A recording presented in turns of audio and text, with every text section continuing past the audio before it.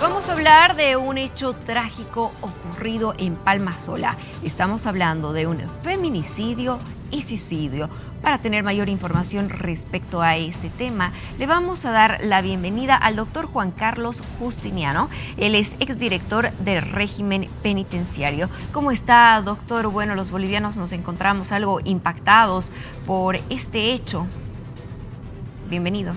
Muchas gracias, muy buenos días a toda su teleaudiencia y muy buenos días a ustedes también. Y la verdad que deja una mala nota para el tema penitenciario este hecho, ¿no?, que ha ocurrido este fin de semana. Claro, doctor, me imagino que todas las personas ya conocen este caso en el que una persona, estamos hablando precisamente de Jaime López Coca, quien cumplió una condena, imagínense ustedes, de 20 años por tentativa de feminicidio, asesinó a su pareja, Isabel Arteaga, durante una visita al penal de Palmasola. Las personas y la población se pregunta en este momento, ¿hay seguridad? ¿No hay seguridad en las cárceles? ¿Cómo es posible que suceda un hecho como este? La seguridad penitenciaria existe, ¿no? Siempre yo lo único que he manifestado en todo momento, hasta cuando yo era director, es la poca cantidad de efectivos policiales que hay para controlar. Y ahí es entendible porque, imagínense, la cantidad de policías no alcanza ni a nivel nacional para controlar la seguridad ciudadana, peor aún en el tema penitenciario, ¿no? ¿Hay más reos que policías, director?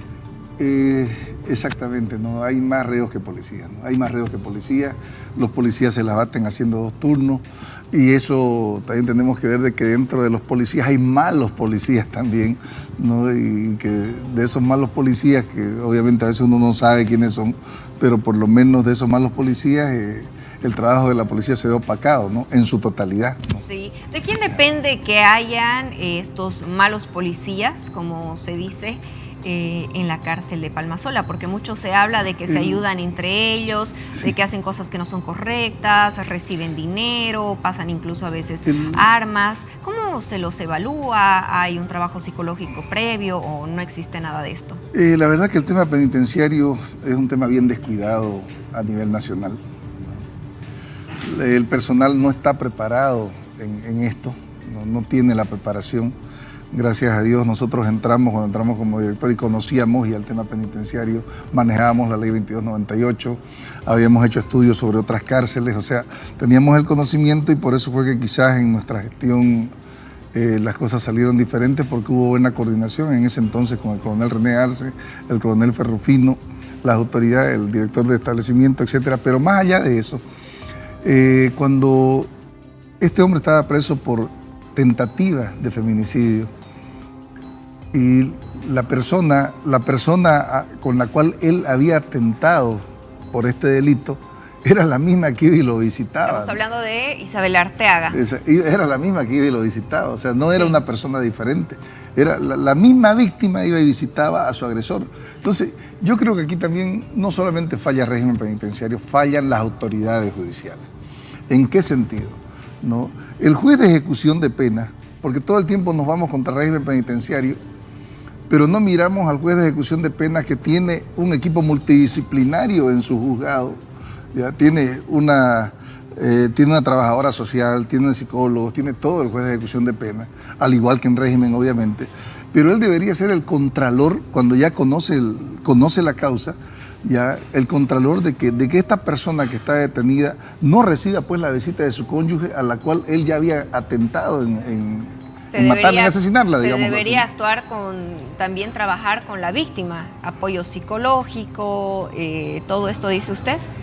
Por supuesto, yo veo aquí, perdóneme que le diga, gracias a Dios, en mi caso, si bien es cierto, en algún momento se han desprendido palabras verbales, aunque dicen que la boca lastima más que las manos, pero en ningún momento yo llego a pegarle a una mujer o a tocarla en otro sentido que no sea el adecuado para manifestarle muestras de cariño, ¿no? Pero más allá de eso, el juzgador, el juez de ejecución debe velar por qué esta persona que iba y lo visitaba a él era su expareja, la que había sido víctima. Por lo tanto, se debería restringir la visita justamente de esta persona o de cualquier otra hasta ver cómo marcha la parte psicológica de este hombre que fue el hechor del acto delictivo, ¿no? Usted menciona entonces que son varios los responsables. Cuando se recibe una visita, por ejemplo, estamos hablando de la víctima visitando precisamente o etcétera, ¿tienen acompañamiento de algún oficial, de algún tipo de seguridad o se los deja completamente a solas? ¿Cómo funciona esto? Bueno, no, el interno tiene algo que se llama pernote, que está franqueado en la ley 2298, que es la ley de ejecución de penas y de supervisión. Ya él tiene lo que se llama pernote, y este pernote es obviamente estar con su pareja. Ahora bien, como la cárcel, y eso es un secreto, no es secreto, es secreto a voces, ¿no? Cuando estaba en la calle Libertad, obviamente era un reducto pequeño, y donde es ahora el comando departamental, ahí funcionaba la cárcel pública, y de ahí fue trasladada a ese lugar donde conocemos como Palmasola, y fue creada para 500 personas. Okay. ¿No? Estas 500 personas, con el pasar del tiempo, se han vuelto las 8.000 o 9.000 o 10.000 que creo que hay ahora, pero ellos mismos han ido haciendo su propia cárcel, o sea, ellos mismos han ido construyendo su cárcel. Por lo tanto, la policía y el tema de penitenciaría realmente es precario, podría decir, en el sentido de que no se supervisa bien, porque hay falta de autoridad en los regímenes. ¿Por qué le hablo falta de autoridad? Porque la autoridad no llega donde los otros han construido sus cosas, pues, ¿no? La autoridad llega a los peces, pero hasta la puerta del PC. Y en algún momento entran los oficiales a controlar, en algún momento se hace un operativo, etcétera, etcétera. Pero todas las acciones son como, todas las acciones, y perdón de la redundancia de la misma palabra, son como todas las acciones que se hacen en seguridad ciudadana. Son al calor del momento nada más, y de ahí se acaban, ¿no? Entonces no hay algo sustentable, no hay una política penitenciaria real que realmente haga, vea, analice y reinserte al interno de la sociedad. Qué complicado la situación que realmente nos pone, es una gran preocupación sin duda lo que está sucediendo en las cárceles de Bolivia. Se tiene más que entendido que por supuesto es un lugar que está descuidado. El trabajo que realizan los policías, que usted dice que son menos también de parte de los reos, es como que a diario se hacen estos controles, por ejemplo en las habitaciones, que no tengan armas, que no tengan otras cosas ilícitas, por ejemplo, o cuando va a visitar a una persona, sea quien sea, no les esté pasando este tipo de, no sé, por ejemplo, cuchillos, armas, demás. ¿Se hacen estos controles? Como le digo, es complicado. El trabajo que hace la policía es titánico y con desventaja, ¿no? Ahora sí, ¿no? Dentro de lo que es el tema penitenciario, la ley 2298 le faculta a los privados de libertad a elegir una mesa directiva, ¿no? Está escrito en la ley, ¿no?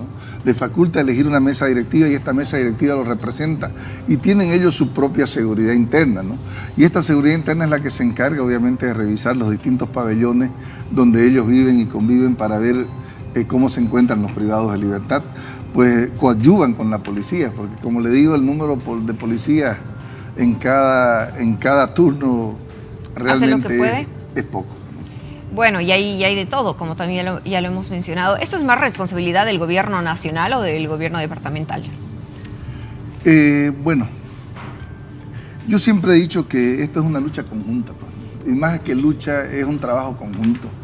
Ya, el gran problema que tenemos en nuestra amada Bolivia es que todo el que entra a un cargo cree que sigue gobernando su partido político. Y se olvida que el que entró a un cargo no está gobernando su partido político, está gobernando un país, está gobernando al que votó y no votó por él, ¿no? Está gobernando a todos. Entonces, cuando usted entra con esa idiosincrasia, vienen este tipo de problemas porque no puede trabajar en conjunto, ¿ya? Si el gobierno nacional invita a la gobernación a trabajar con ellos, la gobernación, me imagino, le va a decir no, porque le va a poner un montón de trabas. Y si la gobernación hace lo propio del gobierno también, ¿por qué? Porque aquí nosotros los ciudadanos tenemos la culpa, asumamos esa culpa. Porque creemos que el presidente es nuestro rey, es nuestro Dios, que el ministro de gobierno, que el gobernador o que el alcalde, cuando en realidad son nuestros servidores públicos, nuestros empleados, porque nosotros le pagamos el sueldo. Cuando la ciudadanía tome conciencia de esto, entonces nos vamos a dar cuenta de que estos empleados nuestros tienen que rendirnos a nosotros cuenta, y también tienen que trabajar bien en régimen penitenciario y todas todas las instituciones públicas. Claro, se deben a la población, es Exacto. un excelente punto el que usted está mencionando. Por eso es que no prospera esto, porque se pelean todo el tiempo, pero nunca llegamos a nada, ¿no? Ni esto ni nada. Hablando de este caso y según la experiencia que usted ha tenido también, porque ha estado en esta posición y sin duda me imagino que en su momento ha pasado por varios retos, ¿cómo es que ve este caso? ¿Cómo lo analiza desde su punto de vista, experiencia, perspectiva? ¿Se pudo haber prevenido? ¿Es algo que no se puede controlar? Para las autoridades penitenciarias es muy difícil controlarlo. No se lo digo yo porque pese a que hay un equipo multidisciplinario, ese equipo multidisciplinario no es vasto. Tener 3 psicólogos, 2 trabajadores sociales para 9.000, 10.000 personas. No abastece. Hágame el favor, ¿no? Entonces, ahora el juez de ejecución, que es quien se encarga de ver las carpetas, que es quien tiene la sentencia, él debería, a través de su trabajadora social, y obviamente también le puedo decir que hay una sobrecarga laboral en los jueces de ejecución, ¿no?